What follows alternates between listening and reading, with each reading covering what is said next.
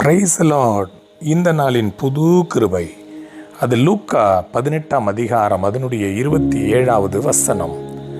அதற்கு அவர், மனுஷரால் கூடாதவைகள் தேவனால் கூடும் என்றார். என் அன்பு தேவனுடைய பிள்ளைகளே, மனுஷரால் கூடாதவைகள் தேவனால் கூடும். ஒரு முறை பேதுரு மீன் பிடிக்கும்படி போகிறான். லூக்கா 5ஆம் அதிகாரத்தில் பாருங்களேன், இரவு முழுவதும் மீன் பிடிக்கிறான், ஒன்றாகிலும் அகப்படவில்லை. அவன் மிகுந்த துயரத்தோடு, வேதனையோடு, கண்ணீரோடு அந்த வெறும் வலையை அலசி கொண்டிருக்கிறான்.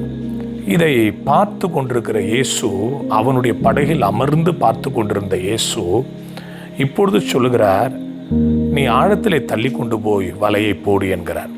பாருங்களேன், ஏறத்தாழ 30 வயது மதிக்கத்தக்க மீனவன், அந்த குலத்தொழிலை கொண்டவன், இரவு முழுவதும் பிரயாசப்பட்டு ஒன்றாகிலும் அகப்படாமல் மிகுந்த வேதனையோடு இருந்த அந்த பேதுருவினுடைய வாழ்க்கையில் ஆண்டவர் ஒரு காரியம் சொன்னார், ஆழத்திலே தள்ளி கொண்டு போய் வலையை போடு.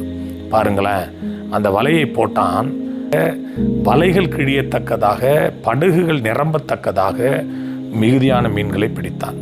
மனுஷரால் கூடாதது தான் தேவனால் கூடும். இன்றைக்கும் கூட உங்களுடைய வாழ்க்கையில் எதுக்கோ பிரயாசப்பட்டு ஒருவேளை வெற்றி அடையாமல் நடக்குமா நடக்காதா, இதில் நம்ம ஜெயிப்போமா ஜெயிக்க முடியாதா அப்படின்லாம் சொல்லி ஒரு இரு மனநிலைமையோட, வேதனையோட, அவ்விசுவாசம் போட்டு அழுத்தி கொண்டிருக்கிற சூழ்நிலையில் நீங்கள் இந்த வாய்ஸ் கேட்டுக்கொண்டிருக்கலாம், இந்த சத்தத்தை கேட்டுக்கொண்டிருக்கலாம். ஒரு மங்களகரமான ஒரு காரியத்தை நான் உங்களுக்கு சொல்கிறேன். உங்களால் முடியாதது தேவனால் முடியும். நீங்கள் விசுவாசித்து பாருங்களேன், கர்த்தர் எனக்காக யாவையும் செய்து முடிப்பார். விசுவாசித்து பாருங்க, கர்த்தர் எனக்கு சொன்னதை அவர் நிறைவேற்றும் வரை என்னை கைவிடவே மாட்டார். விசுவாசித்து பாருங்க, நிச்சயமா ஒரு பெரிய ஜெயம், ஒரு பெரிய மேன்மை, ஒரு பெரிய ஆசீர்வாதம் உங்களை தேடி வருது.